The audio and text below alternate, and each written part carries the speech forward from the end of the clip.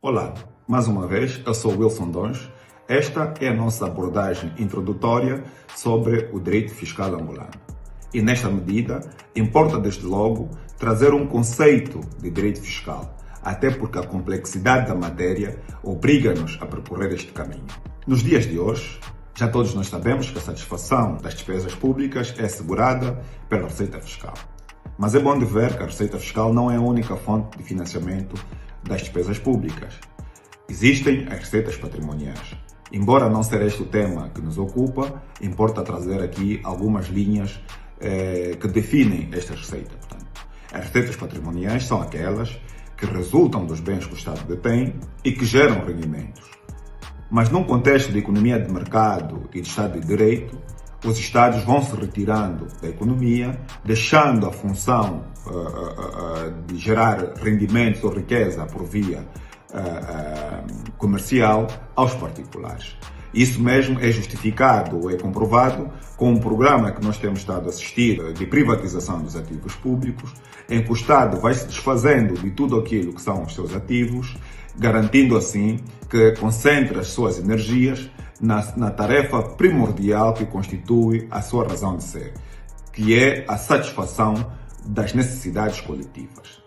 Assim, o Estado, enquanto administração pública, concentra-se unicamente na realização destas tarefas. Ora, da atividade industrial, comercial ou de prestação de serviço exercida pelos particulares, o Estado vai apenas buscar os tributos que lhe competem. Mas essa tarefa ou essa função de arrecadação de receitas não se processa de forma arbitrária.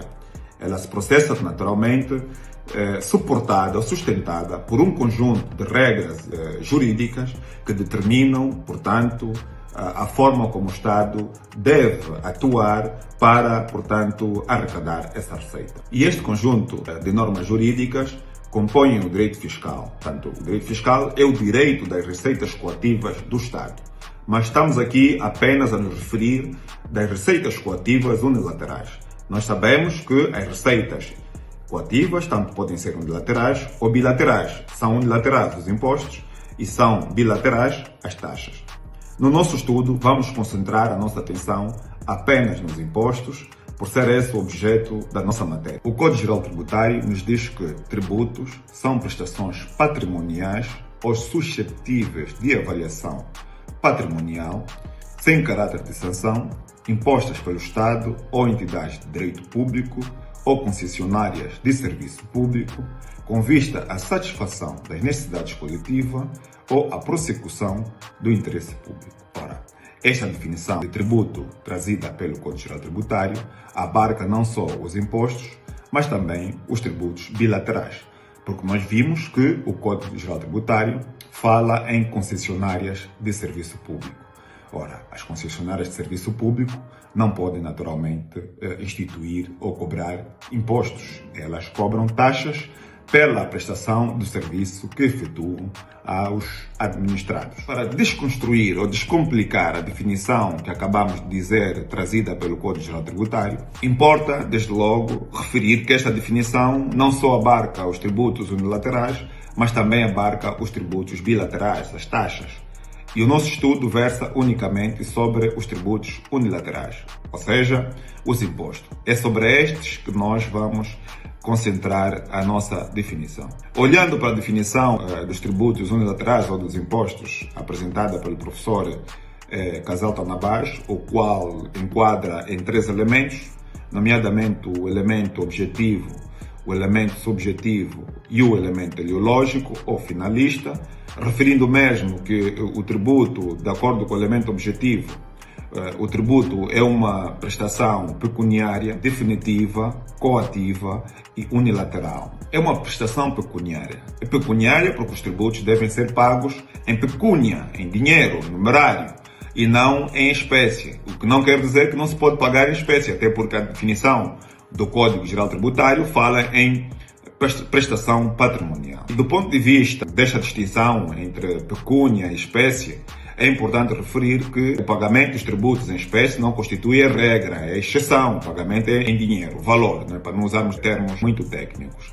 admite-se o pagamento de tributos em espécie em determinada fase do processo de cobrança da dívida tributária, conforme veremos quando tivermos a analisar o cumprimento das obrigações tributárias. Portanto, é unilateral na medida em que o pagamento do tributo não pressupõe nenhuma contraprestação por parte do Estado. O particular, quando paga o tributo, a título definitivo, não espera e nem pode esperar nenhuma contraprestação por parte do Estado. Aqui nós estamos no domínio dos impostos, diferente do que se passa no domínio das taxas, em que o particular paga a taxa para a prestação de um serviço relativamente àquele pagamento efetuado, ou então para a remoção de um obstáculo jurídico que lhe permita então aceder a algum bem de domínio público. É uma prestação definitiva, está associada à questão da unilateralidade, na medida que quando se paga o imposto nós estamos a pagar a título definitivo. Não esperamos que aquele imposto seja devolvido ou reembolsado pelo Estado sem prejuízo de existirem impostos com características que permitem efetivamente o reembolso. Mas aqui, portanto, estamos a falar de uma situação que nada tem a ver com o pagamento do tributo. Portanto, é uma lógica diferente, conforme também veremos quando tivermos a abordar sobre o imposto sobre o valor acrescentado. Portanto, é uma prestação coativa. É coativa na medida em que ela é imposta pelo Estado, como vimos na definição do Código Geral Tributário. O Estado impõe o tributo por via normativa e o particular é obrigado, portanto, a suportar o encargo do tributo, sem a possibilidade de rejeitar o cumprimento do pagamento desse imposto. E quando ele não cumpre voluntariamente, o Estado tem mecanismos, tem meios legais que lhe permitem, portanto, cobrar coativamente ou coercivamente, portanto, o tributo que instituiu e que o particular não cumpriu. Para terminar, importa desde logo dizer que a obrigação tributária constitui-se com a verificação dos factos definidos pela norma de incidência.